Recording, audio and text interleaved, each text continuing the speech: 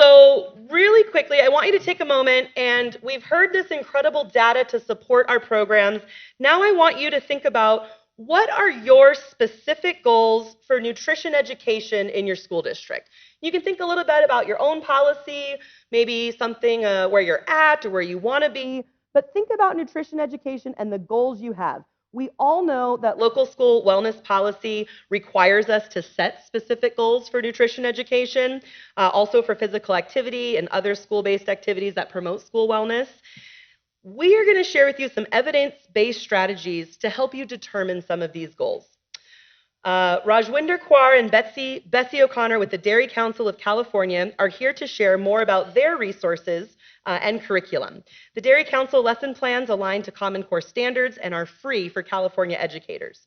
Raj's experience as a local representative of both the Smarter Lunchrooms movement of California and local school wellness policy collaborative provides her with unique insight into positively implementing changes to build healthier schools, expertise she leverages to support the school community and region.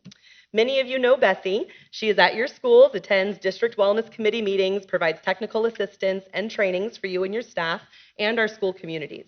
She has been on this stage several times. In her work at the California Dairy Council, Bessie helps collect, analyze, and communicate current nutrition research to ensure resources and messaging are evidence-based. Welcome, Raj and Bessie.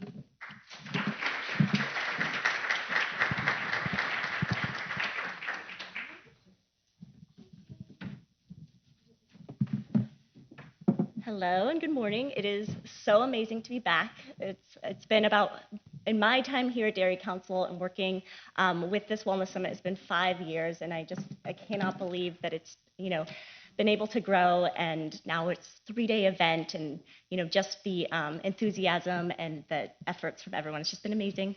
Clicker.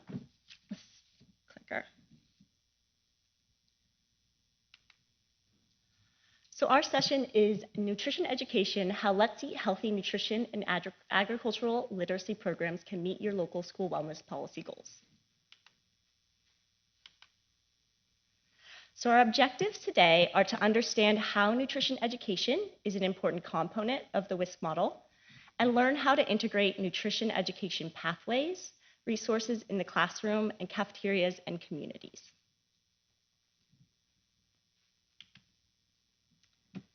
So I see so many familiar faces here. I know many of you are familiar with Dairy Council of California.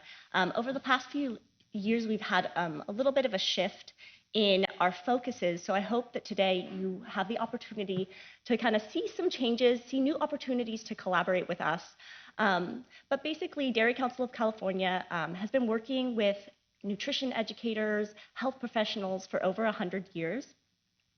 And really, we're a cause-based organization, so we strive to elevate the health of children and communities in California by promoting lifelong healthy eating patterns. We are overseen by the California Department of Food and Agriculture, specifically to do nutrition education, and we're funded by local dairy farmers and dairy processors. So we provide science-based nutrition education resources and nutrition science, mobile dairy classroom assemblies, training programs, and this is all available at no cost to California communities. So this helps to educate over 1 million students and families in California and throughout the United States.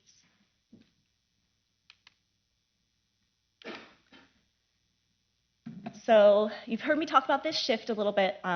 In 2020, we launched the Let's Eat Healthy initiative, and collaboration has always been central to advancing wellness strategies, as well as really central to Dairy Council of California's values. We collaborate at a national level, we collaborate at a state level, as well as locally here with county leaders like yourselves. And that is really what this Wellness Summit is all about, learning, exploring opportunities for partnerships and collaboration. So some of the areas that we offer expertise is technical advising in nutrition science, education, as Aaron mentioned, local school wellness policy, smarter lunchrooms, and smarter mealtime resources. We provide professional development trainings and resource development. So those are just some of the examples. So as I mentioned, we launched Let's Eat Healthy in 2020. And this was a way to activate our cause, but also to just bring collaboration back central as a central and essential part of the work that we do, to really provide an actionable platform for science-based nutrition education and agricultural programs to be accessible, and also be able to innovate on those strategies so that they are specific to the districts and the communities that they are being applied in.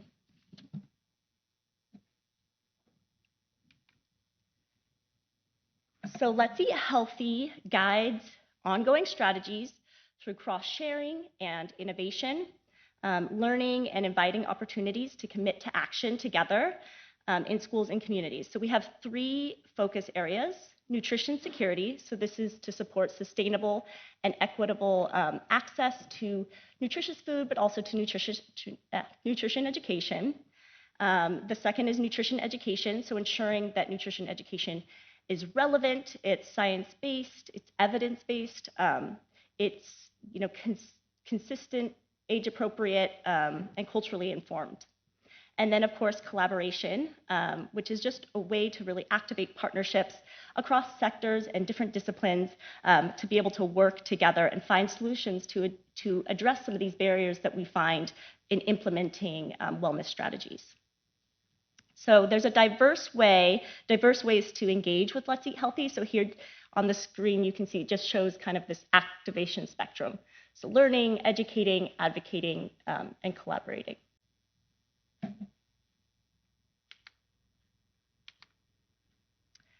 So this slide is here to highlight kind of some of the shifts that Dairy Council and Let's Eat Healthy have made. So as I mentioned, that this shift was really to refocus on collaboration and have that be central. So some of the ways that Let's Eat Healthy is doing that is through Let's Eat Healthy Leadership Award. And this award really is to celebrate California champions who educate, inspire, and empower children and families and communities to develop lifelong healthy eating patterns. So it's been, I think it's in its 5th year now. And, it's just, I encourage everyone to, self-nominate, nominate your peers, really highlight those success stories. This kind of goes back to what Lynn was saying about evaluation. We need to be able to show our successes. And so the Let's Eat Healthy platform can help amplify and share that kind of roadmap to success and these that these different champions have. And then the other is our Let's Eat Healthy Community Grant Program. So this is, we've traditionally always, nutrition education resources and curriculum has always been our bread and butter, but we've really shifted to see that coming from the communities. So making sure that it's relevant, it's community driven, and the development of the resources is coming from the community. So the grant program is to be able to establish innovative and collaborative and sustainable solutions to improve access to nutrition education and nutritious foods. So I encourage everybody to explore the grant opportunities as well. They're available to all of you. I think it's open in October, so it's a pretty short window. So I encourage everyone to think about, as we go through the presentation and even the whole summit, really think about what is that one thing, and maybe this grant can help you achieve that. So this is going to be repetitive, but I also like to just, before we get into kind of the details of nutrition education or resources and curriculum, the why is essential. This is my daughter here 5 years ago, my little baby. She's actually the oldest of my 3 children, but she is still just loves the hot meals from school. I can't believe she's 13 now, but yeah, still just loving school meals. So nutrition education and nutrition is both are so important to kids. There's just research that indicates, that it makes kids more alert, more receptive to learning. It improves academic achievement, less absenteeism, decreases food insecurity, and yeah, just plethora, and then also, those lifelong diseases, the prevention of chronic diseases like diabetes and sorry, like getting off my train of thought.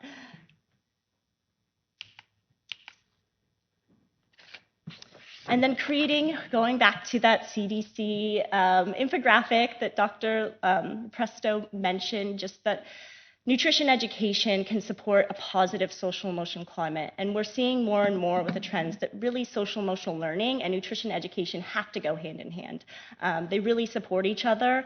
And so, finding ways to show that positive impact that, the nutrition education and has on those social emotional learning skills, like building relationships and self-management and self-awareness, can really support the school in understanding the value of nutrition education. All right, so just to kind of take some time for everyone to self-reflect. Feel free to take a minute to talk to your neighbor. But why is healthy eating important to you and the communities you work with? So this could be something very personal, or it could be something that is applicable to your professional life, or something that you see with students.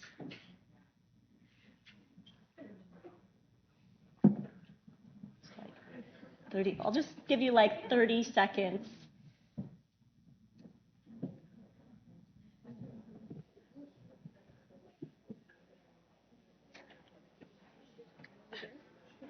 You want to stand? You can. Huh? You want to walk? Are you going to walk?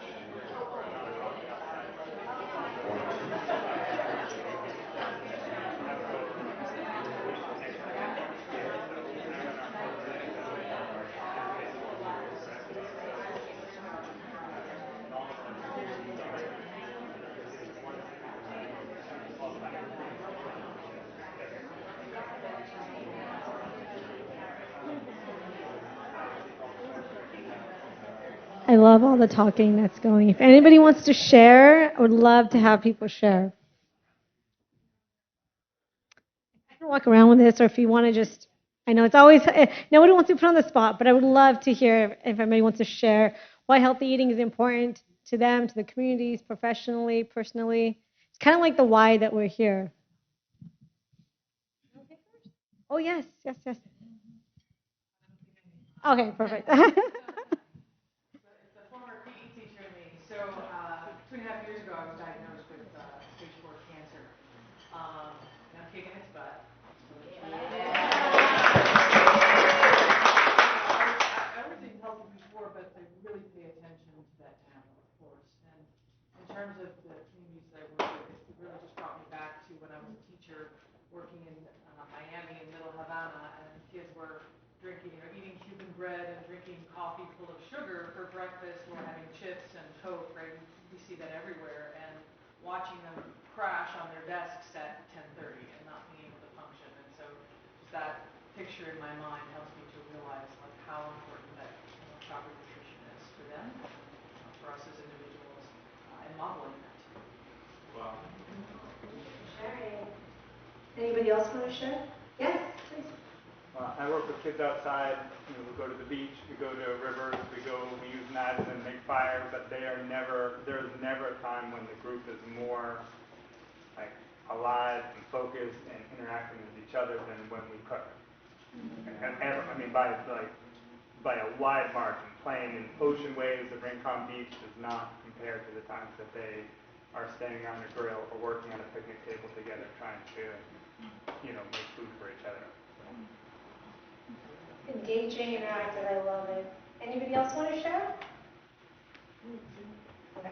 Well, I can share from I don't want to miss anybody if I just start talking. And I want this to be very engaging. So it's not me talking to you. My session is nod your head, invite you to all participate in this. So my why is I saw a lot of my family members passing away from diseases that were preventable. And then after all, I'm like, this person's kind of young. I wonder why they passed away. When I was little, I didn't know better. I just thought they were really old. But as I got older, I was like, they were really not that old. They passed away from things that were completely preventable. I was born in India in a little tiny little village, really rural, no refrigeration. But it was awesome. We had access to fresh fruits, fresh vegetables. We had cows in the backyard. And so that was the norm. That's what I grew up with until I was 8. So I had a really healthy, clean diet. And then I moved to this country. And my parents, not knowing, they just thought, oh, we're in the United States. Everything is better here. We now have access to McDonald's. And I actually used to work at McDonald's too. But, they were like, oh, we have access to this. So like those 2 years from when we moved here, when we look at pictures, we're like, oh, wow, like there was a definite shift. And the same, I still have family members in India who are older and still have a healthier quality. The ones that are in rural areas, they still have a healthier quality of life and are still farming compared to my relatives that moved here. So my why is I don't want my kids to die before me. I want them to live. I want all of us to succeed and have a good quality of life. So just sharing a little bit of what that is. And I know I love going after Dr. Lynn because I feel like everything you said, I was like, yes, this is great. This is going to tie right into what we're going to talk about. So the WISC model, I think everyone here knows about the WISC model. It's a nutrition education is also an integral part of the WISC model. It's actually a key, I would say. So I love that it's a holistic approach. And also I feel like it takes away silos. We're sometimes just in our silos. And what I love about the WISC model is everyone has to work together. We have to, just like the quote that you ended with, we all have to find that one solution that can help everybody. And it's like I love that it's a systems levels integration. So it's just not in one setting, but in multiple settings. In the classroom, there's health education or in the physical education space. In the cafeteria, whether it's, when they're actually eating their meal, they're learning, or what kind of signage is around the cafeteria. And the community, is there family engagement? Is there a community involvement? Is there an after-school program? Kind of just for the student to succeed, we need to have all of these components. So I'm going to share 2 policies. Are you familiar with the Madera Unified School District? Anyone here from there by any chance? Oh, awesome. Okay. Well, yay, you're one of my champion districts that I like to share. And so, and every district is at a different level. So wherever you are, I want you to work from wherever you have. So sometimes when you hear a success story, you're like, oh, but they had this, they had this. We only have this. So whatever you have, you can kind of work with what you have. And so one of the greatest challenges in nutrition education is time. I see it with my own children. They don't have any time to add one more thing in there. And so it would be kind of how can they already put it into something that already exists? And it's helpful sometimes to find a model policy. So when you're kind of working on your policy, but sometimes someone will just adopt the same model policy and I'm like, oh, this looks very familiar to this policy. And sometimes you see that districts will change up the verbiage. Or they'll have a policy, but then they'll have an additional resources that's more relevant. So what Madera did is they found a model policy. They kind of looked at what their priority was and what they had the capacity for. They involved all stakeholders from the schools, from the family, school food service. So it wasn't just school food service that was doing the wellness policy in silo. And then they started small, and then they kind of built on it every year. And then they had partnerships. So you'll see partnership is a theme that goes throughout my presentation. And so what they did, they wanted nutrition education. They loved our curriculum, so they put it inside their wellness policy. So on their policy, if you look it up, it says here is a curriculum that you can use. It says list ours out and then CalFresh Healthy Living. And so it's anyone that looks at the wellness policy knows, oh, I could use the public. Someone's already gone through and figured out what curriculum I can use, and it's already on there. And so it's and they start small. So it's this year we'll just do this, and the next year we'll build on that. So that's a little bit about Madera. And then Madera is close to Merced. So then Merced's ooh, I see what Madera is doing. I want to do something similar. So this year, when they revised their policy, we had Dairy Council staff on their wellness committee, and we shared the Madera example that, hey, you can put it in your wellness policy. And so what they did is they put it in their wellness policy, but it's still like, waiting for it to be adopted. But until then, in the springtime, before school even got out, they had CalFresh staff and Dairy Council staff come together and just talk about the program and do like a hands-on activity so that they could really learn about it and know that it's coming. And then, but when fall starts, everyone is ready to go. So it's not like, let's start the trainings in the fall and then hopefully by spring, teachers are ready to teach, but they had already kind of gotten the buy-in. They were already ready for that step to have the Dairy Council curriculum come in. And its partnership, it was not just Dairy Council, it was like Dairy Council and CalFresh Healthy Living Program, public health departments together. We're here to support this district. Here's resources that we have. They're very easy to use and you can use them. And sometimes, just going back, so I understand board policies because then you got to get board approval, and sometimes I know districts are hesitant to write curriculum or any specific things because they're like, then to change it, it's like another hassle. So what sometimes I see is AR, so they'll write out specific, I see some nodding, so specific examples on the AR like here, or some districts will create like a resource pack that they'll reference in their wellness policy. And that resource pack gets updated every year, and it will have links to videos and different things. So like an educator could just go to the resource and then just click. So sometimes it's on Google, we can get lost, it's overwhelming, we don't know the quality of the nutrition education, but the school food service, and we'll help them kind of create this space. That's like a document or like a living document that can be adopted. So nutrition education, it's ongoing, it's multifaceted, and it's collaborative. It is collaborative. The California Department of Education, who is in this room today, says that nutrition education is a set of learning experiences designed to assist in healthy eating choices and other nutrition-related behaviors.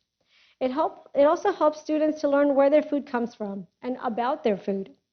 If they don't know where it comes from, sometimes if they know, if they've grown it, they've kind of have an attachment to it, they see it, it's a stronger connection than I'm like, oh, there's this thing and I guess I should eat it, okay? And it can be incorporated into different subjects. It doesn't have to be, it's like standalone. It can be used in health, in PE, in science, and it could be like as part of school meals. There's some nutrition education that happens there. Culinary programs, you'll hear about that in a little bit. Garden education, farm to school programs. So it's just not in one space, because sometimes I feel like we kind of hold just the educators or the school food service, that it's their responsibility, but it's all of us together collaboratively working on this for students. Partnerships. So you're going to be tired of hearing all the partnerships by the time I'm done, but this one is really, really exciting. It's a fairly new partnership. The project is fairly new. The partnership is not. It's with LA Unified School District, Dairy Council, and KLCS, which is a local PBS channel. So they wanted, LAUSD came up with Dairy Council, like, we need to create some videos. That's kind of what the need is, and perfect timing for Dairy Council, because we were also seeing that, hey, our videos are doing well, especially after COVID. There's like a need for it to be engaging, short videos. So it was a great timing, and everything just kind of aligned for the partnership. And we're going to spend a lot of time learning about this one because it's like a new resource. Oh, just to put there. Okay. So it's a video series. And it's just kind of expanding to our, we already have some videos, but this one's a little bit more. And it's, okay. It's quick, it's efficient, and it's a partnership. So there's a promo video it's about a minute long. We won't watch the promo video. We'll watch actually one of the series. And that's Chef Monty. She's the one who does all the videos for this. So the intent of this is to encourage students to explore their food, learn about nutrition science, and with a sense of fun, curiosity, and adventure. So it's not very, I'm going to show one video, but I encourage you to watch the rest and to show them to your students. But they're supposed to, like, there's nutrition science, there's ag literacy concepts, there's cooking, culture. The culture one is one of my favorite videos. I was debating about showing that one today. Inspire, educate. They're just really, really fun videos. So these are the 12 videos. They're all about 12 to 15 minutes long. These are the topics. And you can kind of in different settings, they do them in different ways. So there's no one right way to do them. Sometimes educators will just show the video, and then they'll just be like, once a week we'll show a video. Or if there's a topic that they're talking about, let's say they're talking about if they're talking about the curricular topic is science and digestion. So maybe for that one, they'll show the Get to Know Your Gut video. Or if the students are learning about math, maybe they can show the label detectives video. So it's kind of like already building in nutrition education to an existing space. But they're really fun. They're short, 12 to 15 minutes long. And then I'll kind of share how different they're used in different spaces. They're all, when they first came out, the videos were kind of released live on PBS once a week. But now they've all been released and they're all housed on our website. But it was real, the way LAUSD did it is they did this 15-minute videos of nutrition education, and then they did 15 minutes of physical activity. So that's kind of how they combined for 30 minutes. But now, so you can, some districts or some sites can do that too, or you could just kind of decide what works best, but they're really fun. Okay, so we're gonna watch this one together. And I know I can talk about the videos, but and I know we're all busy, so I'm like, we're gonna force everyone to watch one so you know how amazing they are. Okay, so we're gonna watch this video, and this one, and so not all of them are set up like this. Some have students inside of them, some have go ahead and just play it. Hi friends, I'm Chef Monty. Welcome to my kitchen. Today, we're going to visit a different kitchen. The school kitchen. Do you know how many students go to California schools? You're not ready. About 6 million students. That is a lot of students. Let's go on a food adventure to see how chefs at school make food for so many people. Los Angeles Unified School District's wellness programs, in partnership with KLCS-TV and the Dairy Council of California, present Let's Eat Healthy Together.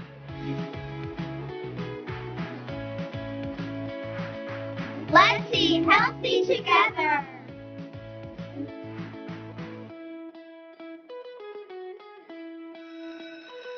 Imagine it's lunchtime at school. What's your favorite school lunch?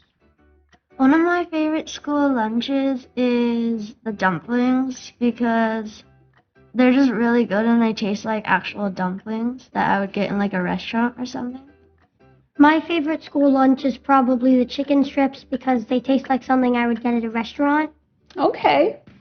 Have you ever wondered how that food got there and why those foods were picked in the first place? You're going to meet a new friend on our school adventure who knows all about this. Let's dive in.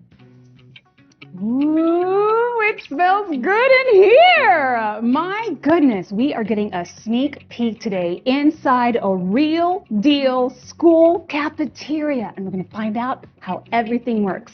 Now, Selena is here to give us all the inside skinny. Tell me what it is that you do for the district. Sure. So what I do is I feed nutritious meals to the students. Okay. So they get all this beautiful food here, and it's fresh, nutritious, and it's good for them. One of the things that we've been learning about is how important it is for us to have the 5 food groups, maybe not at every meal, but at least to try to get them in at least throughout the week. How do you guys represent all 5 food groups? Oh, so we get a variety of options for them to choose from. So in that way, it's not so dull or boring for them. And, you know, giving them a choice allows them to really get that nutrition in, and they'll want to eat it. Yeah, that's what I was going to ask you, because you're saying them. How many thems are there? Because the most people I've ever fed during a lunch is 500. And I have a feeling you might have a little more than that. Yeah, it's a little more than that. We feed about 500 to 1,500, depending on what kind of school you're at. If you're at an elementary school, middle school, or a high school, we feed quite a bit of students. That's insane. What a stress. How do you get all that food? Oh, so let me tell you, it all starts with the farms. Okay. California farms. Yep, everything is locally grown, fresh, and then we put it through distribution, and then it gets pushed over here to us and fresh to the students. My goodness, what a lot of work. Okay, give me a number. How many lunches do you guys make a year? Oh, so it's about 125 million.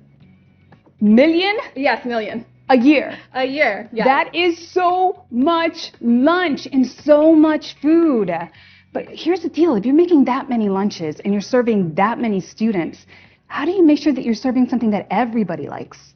That's a big deal. Yeah, no, it is. And it is a hard task for sure. So what we do is we do some student taste testings. We want to get their voice, their opinion, to make sure that we are serving things that they actually like. Wait a minute. You actually let the students do taste tests? Yes, we do. Whoa! That's really cool. That gives them a voice. Yes, it definitely does. I think they really appreciate, and they get to say, hey, like, I did choose that burger. Yes. Mm-hmm. Speaking of, I do smell hamburger, and I happen to be a super fan of burgers. So Awesome. what do we got here? So here we do have a couple examples of our burger here with a side of tomato and lettuce. So represented here, we have grains for the bread, we have protein, we have veggies, very nice. And then we have a plate of fresh fruit here, and we give lots of options for them to choose from. I love that we have dairy represented as well as fruit. So you're right, it's all 5 food groups. They're all here. That's amazing. And so they get to choose whatever they want. Whatever they want. So if you were going to allow me to have a taste test, Oh, yes. I would really like to do a taste test. Awesome. So what we did is we went ahead and cooked you up some burgers. Okay. I'm glad you liked burgers. Okay, are these it? Yes, those are them. Wait a minute, you give them, for real deal, 3 different choices. Yes, we give them different choices, and they get to go ahead and taste it. And here we have our taste testing form. Okay. Basically, it's a thumbs up or a thumbs down. Do you like it or you don't like it? That's so easy. Okay, I'm going to try A. Okay, go for it. How was it? That's good. Awesome. Then the student would just go ahead and circle I mean, a I'm gonna thumbs do- up or a thumbs down. I'm doing a thumbs up. Thumbs up. Great. Mhm. So Okay. let's try B. That was like smoky. I love that they're smoking that. That's not easy to do. Respect. Mmm. This one has does this have onions mixed into it? I feel like I nailed that. I love that you have onions mixed into this because that's 2 food groups, right? Protein and onions. And with the bread, grains, 3. Yeah. I love B. All right. Can we do a double thumbs up? Ooh, Times double 2. Thumbs up. I love it. I love onions. Okay, C. How's that one tasting? This was a little more dense.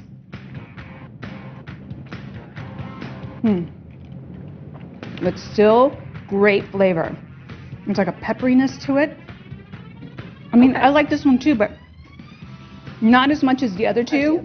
So I'm going to do a thumbs down, but like a half-hearted thumbs down because it's still good. Okay.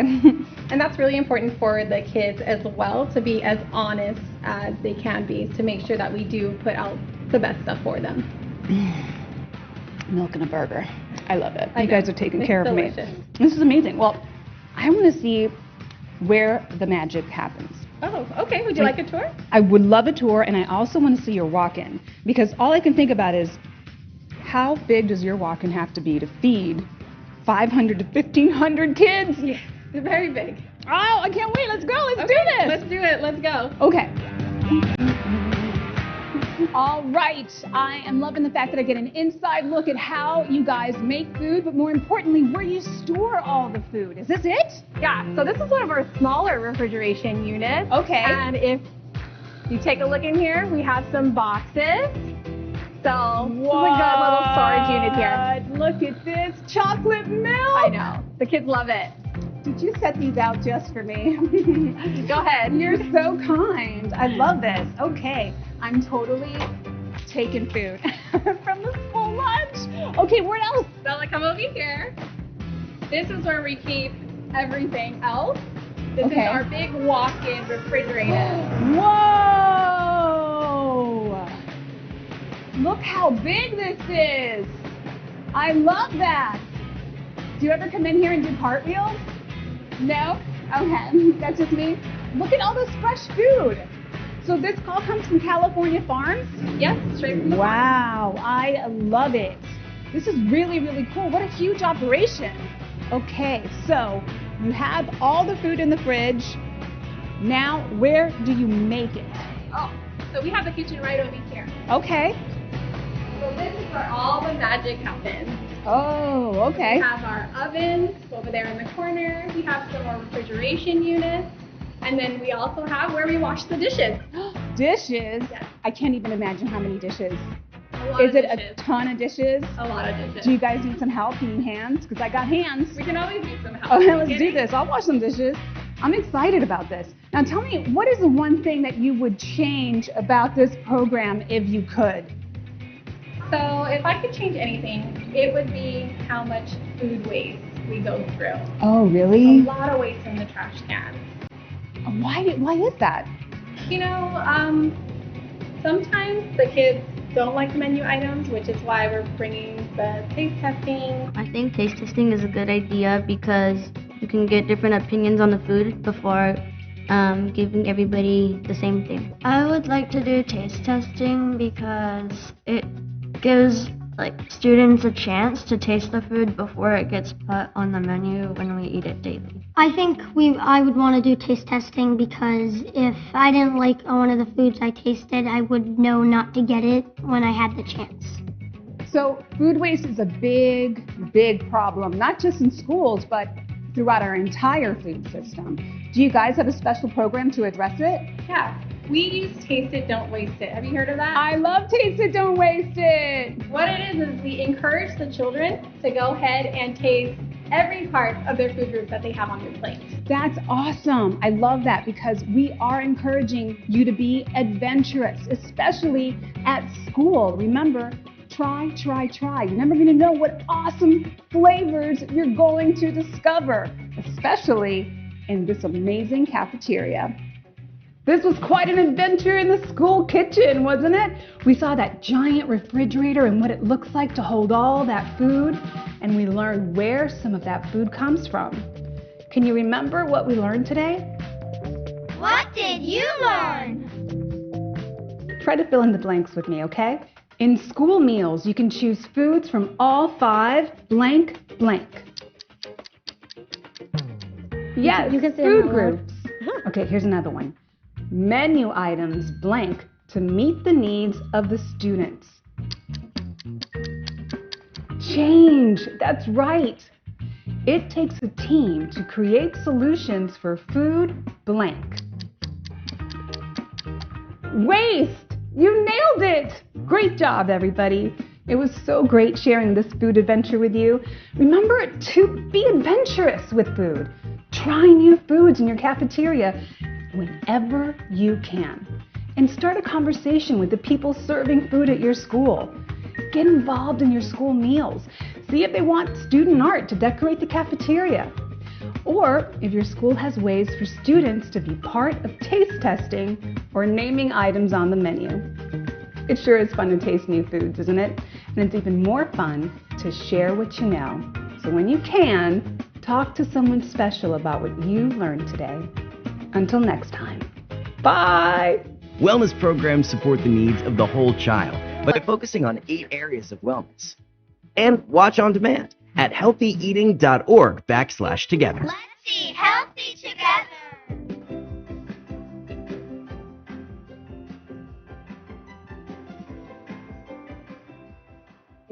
So I know no one's going to carve out 15 minutes when they go back to their office to see what they're about and actually know. I think once you've seen it, you're like, oh yeah, these are really fun. They're engaging and they're different topics. This one I thought was the most relevant, but I mean, like my daughter, I explained to her, like someone makes this food. It doesn't just show up in the cafeteria line. I think just knowing that, wow, someone spent some time figuring this out, making it a balanced meal has an impact on her. And personally, as a parent, it's so nice that there's universal meals. I don't have to worry about, that's one less thing in the mornings I have to worry about for both of my kids. Okay. And so this is, they're all on our website. They all have like a whole YouTube channel. They're all independent too. So you don't necessarily have to show them in order. You can show them, even in the cafeteria, I've seen sometimes that they'll just have them playing. So there's different ways that you could use these videos. I just want to click to, I think you can do next slide, please. Am I going the wrong way? If you can just go to the next slide, please. Perfect. Okay, so now we're going to get into our nutrition ag literacy program. We do have a table outside that has some samples, but what's nice is we have grades. You might see some actually on your tables too. We're going to really have you go into our curriculum and into our video series so that when you leave this classroom or this space, you'll know, hey, I've seen this, I've touched them, I've actually looked through them. So they're K through 12. They all align to Common Core standards. There's even a heart on some of them where they have a social emotional connection to them. Grades kindergarten all the way up to middle school have like a hard workbook. And then high school is all online. And they're based on the dietary guidelines for Americans. And what's nice is it's the same consistent messaging that they're getting from the school lunch program, that they're getting from the CalFresh staff, that they're getting from public health department, that they're getting from dairy council. It's the same message repeated over and over again. There's a teacher guide, there's student workbooks, there's student assessments. So you can do a pre-test before you start doing the whole lessons, and then do a post-test at the end to see, was there any knowledge gain? Was there any growth? What did the students like about this? What did they not like? There's parent materials. There's homework, a family connection to take home. And the family connections are always in English and Spanish. Actually, the workbooks are also in English and Spanish too. And they're completely free in California. They can be used in the classroom, after school, different. I encourage you to be creative of where you'd find a space to use these. And so we are moving digital forward, especially COVID forced us to move faster than we'd planned to, I think.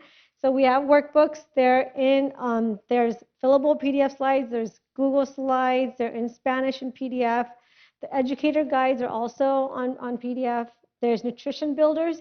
Nutrition builders are our standalone one topic. So it's like the farm to school topic, the healthy beverages, the breakfast topic, and they have a PowerPoint attached to them. So if there's just a need to do one lesson that you don't want to do like a whole curriculum, those are perfect for that. We have our video series. So the Let's Eat Healthy Together videos with Chef Monty, and I'll go more into our 4th and 5th grade video series.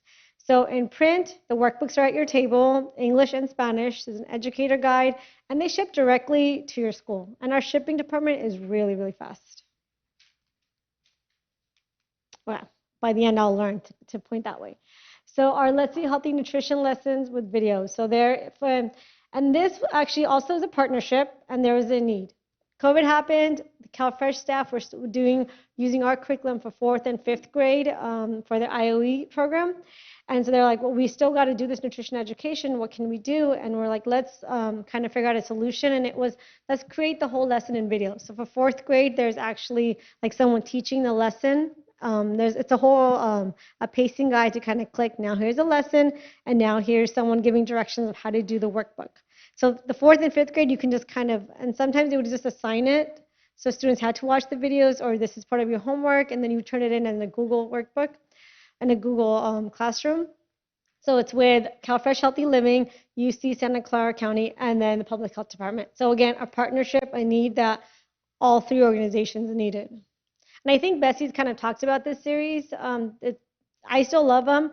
They're meant to be, so there's the student workbook ones are kind of like geared towards guiding them to work on that lesson. But there's the nutrition ed videos, they're supposed to be standalone. So you can kind of use them before a lesson, or you could just, if you just wanted to supplement them with another video, you can do that too.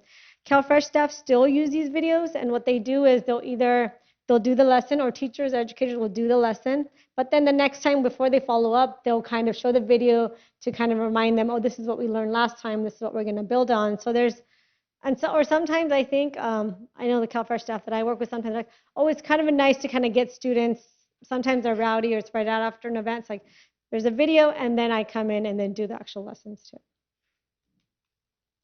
Educator feedback. So we're big on having educators give feedback and students give feedback on our curriculum. When we revise them, we actually have educators throughout the state kind of giving us feedbacks on the lessons and because we want it to be very user friendly. That's kind of what we strive for, because you can just grab the workbook and you would kind of know what to do, make it easy for the educator. So here's some feedback that we've gotten. So it's the timing is great, And we also hear that we need to shorten it, so we are working on that when we do our new updates. And then it's kind of hard, but 98% of educators approve the curriculum, that it provides valuable information for them. And then 88% report that they engage students. And I've heard educators come back that they've heard feedback from their students, like, oh, I saw this in the cafeteria, or I've started doing this at home, or I've told my parent this. Like now that my kids I have a second grader, the things that she learns in schools are so much more impactful than what I could teach her. But when she brings it home, then I can kind of grow on that, like, oh, she's learned this, let me help make the connection for her. They use the curriculum at her school too. And here's some student feedback. It's that, and these are from, this one's from 8th grade student. This lesson helped me realize how to expand my healthy food choices. From a 12th grader, I enjoy learning more about what I can eat to help my body and just me personally. Another high school student, this program makes me feel like I can make a better and healthy food goals, which I love, because I feel like sometimes we focus on elementary, but there isn't too much for the high school. And our middle school curriculum actually is like probably our oldest curriculum, and it is still the most loved. It's going to be revised soon, but it has the PowerPoint slides that go with it, so an educator can just kind of do the lesson, but here's a PowerPoint slide of talking points and what to say. And it's kind of relevant. They have to go, one is like at a mall or a food court, and they got to figure out how to get a healthy meal, which is really accurate and relevant for that audience. So here's another example. So this one in Redwood City in San Mateo County. So in 2021, the district wanted to implement, they wanted to use our videos, at that time, only the 4th and 5th grade videos, and then they wanted to do something for just K to 5. So what they did is they did a 7-week program.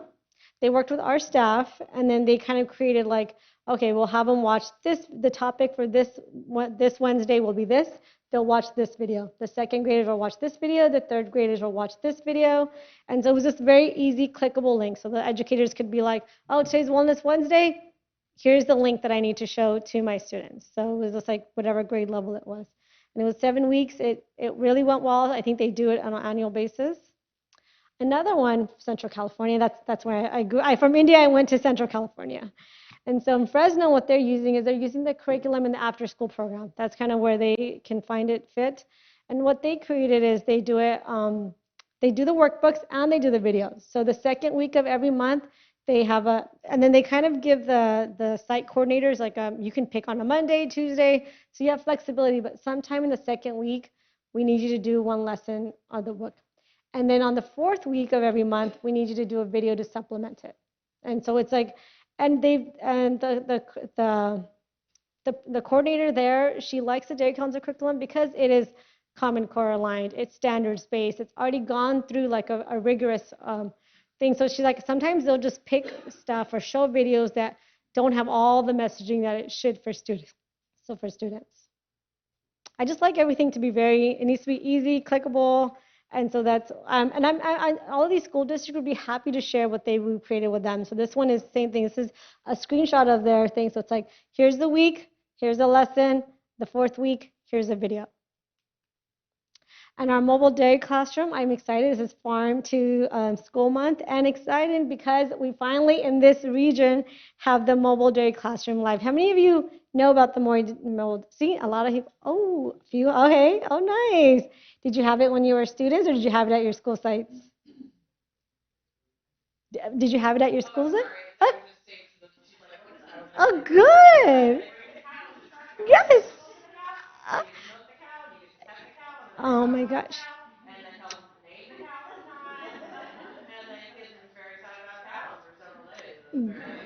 I love it because it's been around since the 1930s. It's the first farm to school program, and especially this month, I encourage you to I'm sure they're already booked, but you can go on the website and see if you can book it at your school site, or you can, there's also virtual ones too. So we have some, during COVID, we're doing them virtually. We're still doing them virtually, but it's maybe once a month that we're doing them virtually. But it's the whole school participates. It's in the morning because these are actually working dairy cows. And they come in and then they'll divide the school usually in 2 sections. So the younger kids and the older kids. It's about the same lesson, but it's kind of geared for age appropriate for both kids. So they talk about how milk gets to the farm and how it gets to the students, and then the anatomy, the diet of the cow, and then they incorporate all 5 food groups. So it's not just one food group, but all 5 food groups. But then really, I think students kind of, when they think of farm to school, sometimes they think of a farm with like fruits and vegetables, and it's like, especially in California, it's like, hey, dairy's part of the farm to school program. So if you don't have it, you can kind of just like, here's a video, you can kind of show that. The assemblies are really popular. During COVID, I had my daughter watch the assemblies with me. Okay. So we've done the classroom, the after school sites, the assembly, so nutrition education in the cafeteria. The video kind of highlighted this too, but there's so much nutrition education that happens in the cafeteria. This one is a partnership with CalFresh, Healthy Living with Yucaipa. So during National Breakfast Week, they wanted to just do a taste test of a yogurt parfait. We're like, perfect. Let's do little yogurt parfaits. And we had the school food service at that school help us prep these.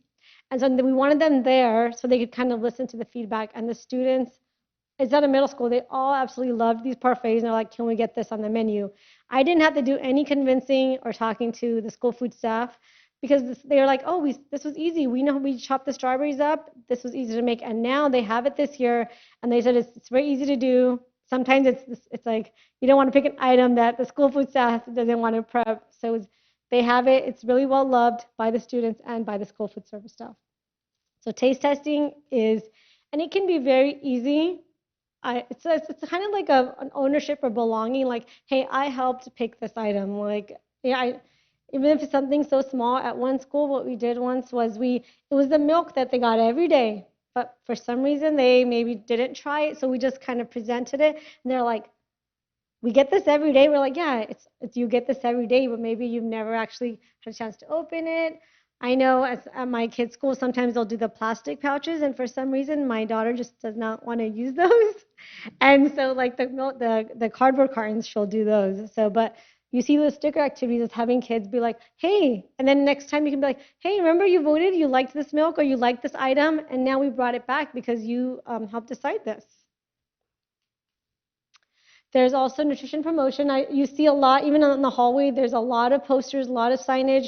I want the cafeteria environment to feel like, you heard the kids, they want it to feel like a restaurant. They're walking into their favorite restaurant, and there's this amazing food. We want positive messaging.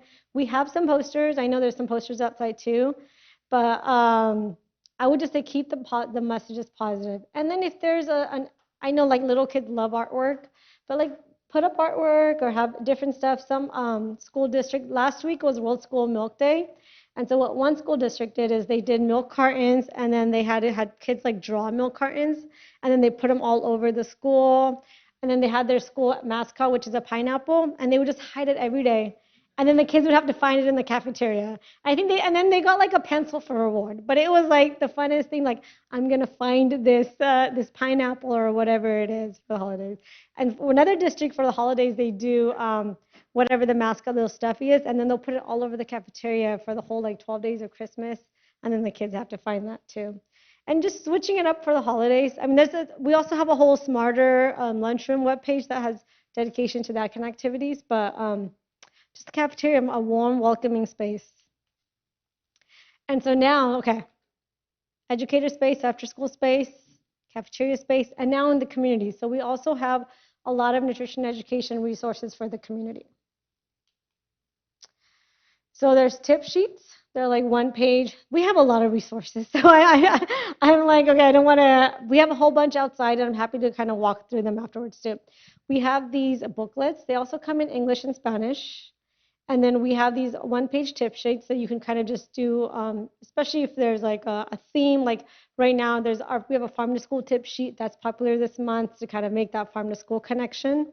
There's prescription pads. It's sort of like when you go to the doctors and you get a prescription pad. But this one is kind of like a wellness family plan that you decide on goals for your family. And then there's one for teens. I think teens like having like that they themselves decided on their goals. Summer meals. I love summer meals. They're just so much fun. So we also have this flyer in the summer. And this is also a partnership with No Kid Hungry.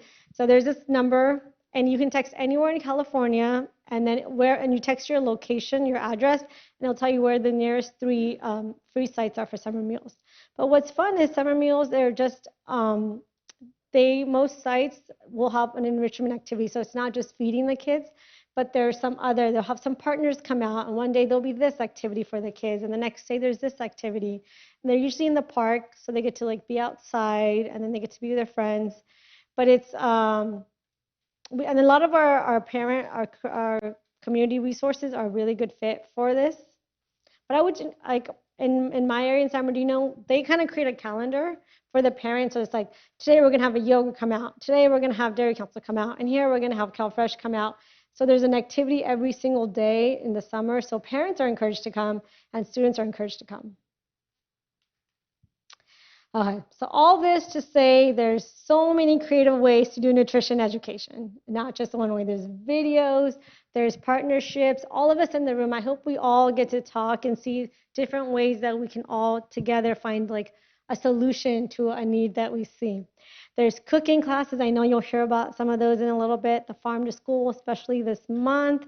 And peer-led learning. Like, I absolutely love it when there's, like, my daughter's in 3rd grade, but she had a 5th grader coming up and doing some education with her, and she loved it. She's like, I have this big kid that's teaching me something. I love it. We had, with the city of Rancho Cucamonga, we had youth leaders, and then what they were doing, they worked with a chef to create recipes. And then now they're going to different elementary school sites, and these high school students are the ones that are teaching these elementary kids. So it's just so powerful to have like older kids teach younger kids. And I'm going to pass it on to Bessie to talk about the behavioral change framework. All right, thank you, Raj. So this is going to be just very high level about behavior change framework to kind of kick off our activity. But as Raj mentioned, our resources are aligned to the dietary guidelines, aligned to Common Core. And then we also, when we started, resource developing, we worked with a consultant to really help us distill down behavior change, different behavior change theories like the social cognitive theory, the theory of planned behavior, to distill them down and make them applicable so that we could apply them to our resources and ensure that they were really driving that individual behavior change. So on your table, you'll have a little activity sheet. So as I mentioned, all of our resources this framework guides our resource development. So what we're gonna do is we're gonna have you have a curriculum. So you're going to pick one lesson from the curriculum, and then you're going to identify each element of behavior change theory within the lesson. So where can you find in the curriculum how we engage the audience, which is identifying perceived barriers and benefits of behaviors. Where do you see building knowledge? So being able to compare current behavior with nutrition guidelines or recommendations. And then increasing confidence and behavioral intent, so reviewing benefits of risk and risk of changing behavior. And then planning goals, so being able to identify small, realistic changes and plan to minimize barriers. So these are all on this sheet so that you have access. And then on the back, you can see, and we're talking a little bit about the social ecological model. This is really on that individual level, so you can kind of see how that fits into more the individual, social, and physical environment. Does anyone have any? So I guess where are we? What time? You want to do 15 minutes? 10 minutes? Okay. Let's do 10 minutes to do this activity. Feel free to chat with your table, and then we'll come back and we can kind of share some of the where we identified some of these elements of behavior change in the curriculum.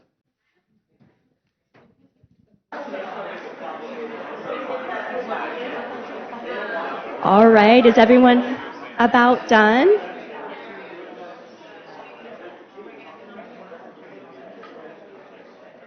All right, thank you. Do we have any fearless sharers that wants to kick us off?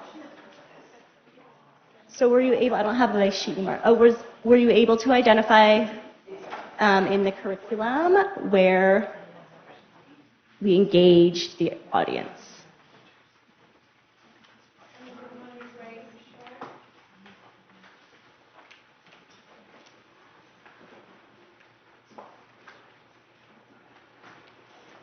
You can kind of think like it can be very simple, doesn't have to be.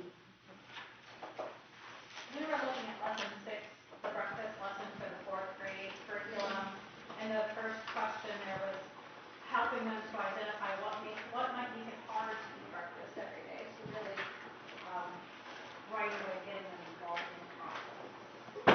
Also I'm on page 23 and 25. So identifying the barriers, like what are the challenges of eating breakfast? And then so by identifying those barriers, it's engaging them to think and self-reflect. Any other examples?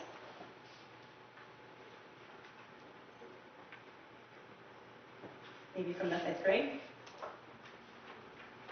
Or in?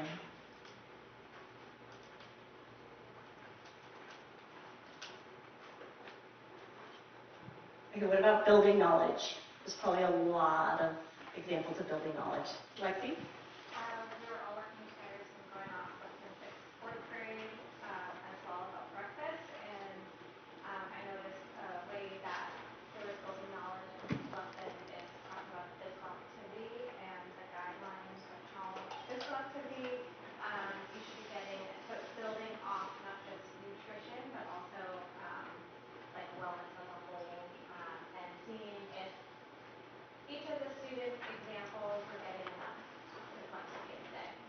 So comparing to what the recommendations are and thinking about what the amount of activity they're doing every day.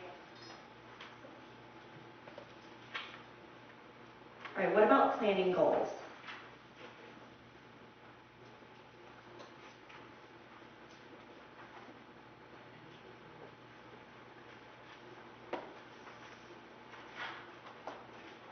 On our like one-page tip sheets, these are very like, it's like build knowledge, and at the end it's like, I will add 1 fruit to my breakfast. We had the Fuel Up to Be Fit lesson 1 from the 5th grade, and just from the food service director part of it, we were trying to identify how we could help them eat more of the 5 food groups and then identifying the lesson. So we said that for our salad bars, we would only serve cut fruit. So like no whole apples, because it's harder for them to have enough time to eat all of that, and our waste ends up being less. So we would only serve cut fruit to help with that goal. So you're helping them like achieve those goals. Yeah, we're using it from a like an application. Yeah, I like that. So yeah, the intention with the planning goals is really just to think about those small, realistic goals to make it easier for students to think through what they intend to do to kind of minimize barriers. All right. Well, I hope that activity, we wanted to really dive into some of these resources because, as Raj mentioned, we know that time is so limited that, when you go back, you have an idea of, all that goes into creating these resources, that they are science-based, that they are evidence-based, and that they are intended to really create behavior change. So I hope you shared so much today. We shared a lot of resources. We have a lot of new opportunities with the Let's Eat Healthy grants and with the Let's Eat Healthy Leadership Awards. A resource that we didn't share that Kirsten reminded us of is our planning calendar. And so we kind of identify these larger national themed months like Farm to School Month, and then we pair our resources, maybe it's a video, maybe it's a tip sheet, so that you can engage with nutrition education through these themed months throughout the year. So we also have that resource available, and we'll share that with you as well, with all the resources after the summit. But thank you so much, and please, we would love to have your feedback. Evaluation. We're always trying to improve not only our resources, but also how we're presenting those resources. So if you can take a couple of minutes to do the survey, we would appreciate. You can just scan the QR code. We'll also include it after the summit. But thank you so much. Are there any questions? All right, thanks.